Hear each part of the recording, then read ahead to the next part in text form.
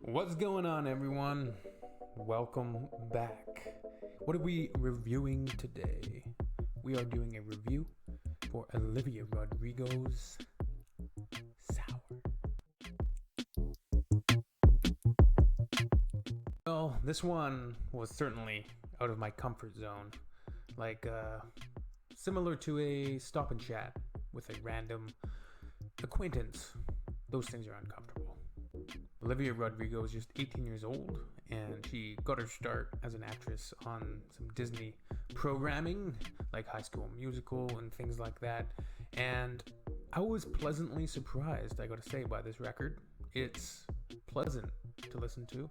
It's essentially like a audio diary of sorts, a collection of entries, of these vignettes in this relationship that's turned sour. It's a breakup record. It's a way for her to kind of put all of these experiences into these songs, these memories. So it's a journey through adolescence, angst, anxiety, and relationships of these adolescents, and she takes us right through that, the entire album.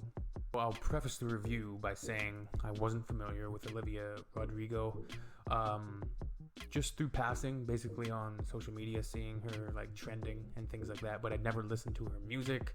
I'm definitely not up on any gossip or news or things like that, but I'm gonna give my opinion on the album, and yeah, let's talk about it. Oh yeah, I went into this thing blind with no preconceived notions whatsoever, and it's a solid record. It has these quips, this poignancy to it. If someone's gonna tell me one more time, enjoy your youth, I think I'm gonna cry.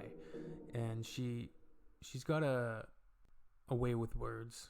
Talks a lot about the expectations of not just being essentially a superstar and a burgeoning mega power, and especially from this album, then there's going to be a rising to superstardom, but the expectations faced not just from the angle of being a superstar, but from the angle of just being an adolescent, and all of the anxiety, the angst that comes along with that. The people in your sphere that may or may not be there to use you, may not be there to exploit you. The exploitative nature of the music business, of show business, and how there's gonna be fake people around you.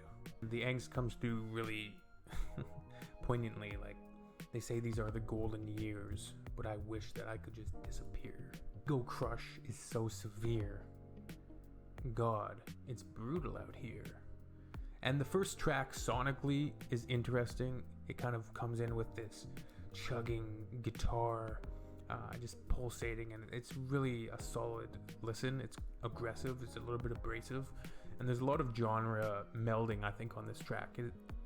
Not just this track, sorry, this album is essentially a pop album, but I hear a lot of different influences, certainly, on some of these tracks, almost like country vibes and folk pop vibes. And it's pleasant, really solid vocals, and just solid songwriting, some impressive melodies.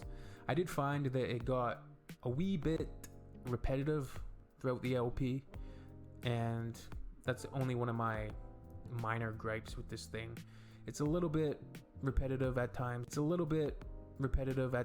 Sonically as well as thematically. A lot of the concepts are quite the same. She talks about this ex-boyfriend of hers and him taking out girls to their secret spots and doing actually the same things, and creating that dichotomy there. And the album's not without the self-criticism that she applies to herself. The album essentially is about that idea of the romanticization, basically, in our pop culture sphere, of this adolescence in love, these romances that you see come across on the screen a lot of the times. And she did make it big on High School Musical, and I think that's summed up pretty well when she says, where's my fucking teenage dream, like, as a criticism of how teenage romances are romanticized. She examines her own insecurities on this album when she talks about, wearing makeup because she thinks this ex-boyfriend was gonna like that and that he would like her more. Good, storytelling track on this record was the Hope You're Okay track. It was basically, which is essentially, I believe, speaking to this youth, maybe a friend when she was younger, LGBT friend. I'm not sure if it was a boy or a girl, but they were essentially, rejected by their family and faced a lot of abuse as a child. And she speaks to them, in a heartfelt way, and it was a solid, really, heart-wrenching track, but beautiful writing. And yeah, so overall, I think sonically this was a fun album.